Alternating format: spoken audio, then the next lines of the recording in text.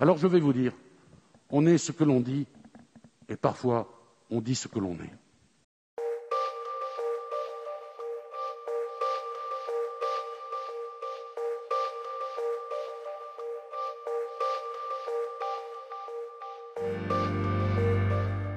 Je reconnais aussi que la réécriture du droit pénal concernant les mineurs, pour lui donner plus de clarté et pour simplifier les procédures, le tout ayant pour objectif de juger plus vite les mineurs délinquants et d'espérer un retour dans le droit chemin le plus rapide possible, va plutôt dans le bon sens.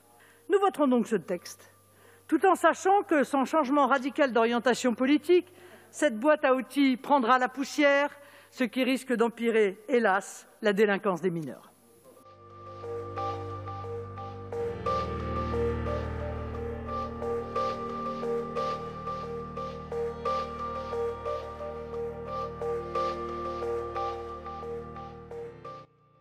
Madame Marine Le Pen, quel privilège pour moi de vous entendre enfin. Voilà bientôt 6 mois que je suis garde des Sceaux, je vous ai vu quelques minutes à chaque QAG. Vous dites ce matin, pour critiquer la politique du gouvernement en matière sanitaire, que vous ne comprenez pas les décisions prises pour les sports d'hiver, alors que nous passons ensemble des journées côte à côte au Parlement. À vrai dire, je vous y ai peu vu. C'était le mensonge du matin. Je note également, Madame Le Pen, que vous avez édulcoré un peu votre discours de Fréjus à mon encontre. Vous m'avez consacré 20 minutes.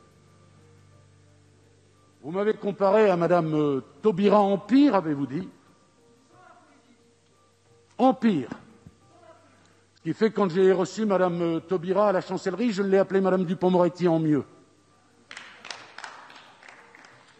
Et je sais que vous me réserverez, comme certains d'entre vous l'ont fait déjà, quelques pots de banane que vous avez jetés à ses pieds, vous et les vôtres, à un moment donné. Alors, madame, voyez-vous, il y a les mensonges du matin, il y a ceux de cet après-midi. Vous les enfilez comme les perles. Sur les chiffres, vous mentez. Les chiffres de la récidive, vous pouvez les égrener, là encore, et vos électeurs sont sans doute attentifs et gourmands de cela, mais vous mentez, madame.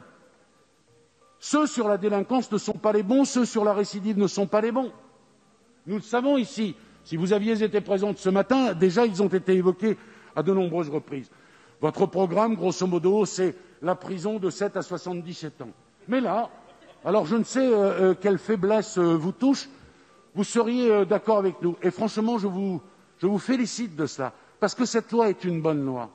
Voyez-vous, le répressif pour les gamins, ça ne marche pas. On peut faire ce que l'on veut. C'est d'abord l'éducatif. Et c'est une réponse rapide. Et c'est une réponse dans laquelle les victimes sont immédiatement prises en considération. Mais vous voyez, madame, vous avez déposé un amendement qui me chagrine. J'ai dit qu'on se voyait peu. Nous nous sommes plus vus au palais de justice de Paris. J'étais avocat, vous n'avez de cesse de le rappeler, mais vous aussi, vous l'avez oublié. Nous étions avocats tous les deux, et ça n'est pas un déshonneur, ça n'est pas le mien en tous les cas. Et lorsque je vous vois ici, madame, et j'ai cet amendement qui me ronge, je vais en parler un instant, parce qu'il est significatif. Et je vais faire appel à l'un de mes souvenirs, et puis je vais m'asseoir. C'est une femme qui élève seule dans la difficulté 3 enfants. Son mari est parti. 2 de ses enfants font des études, ils ne posent aucun problème. Et puis l'un d'entre eux est délinquant. Ça peut arriver à d'autres. J'ai dit ce matin que nous parlions des enfants, nous parlions de nos enfants. Et vous voudriez, madame, que cette femme soit privée de ses prestations sociales. Alors je vais vous dire, on est ce que l'on dit, et parfois on dit ce que l'on est.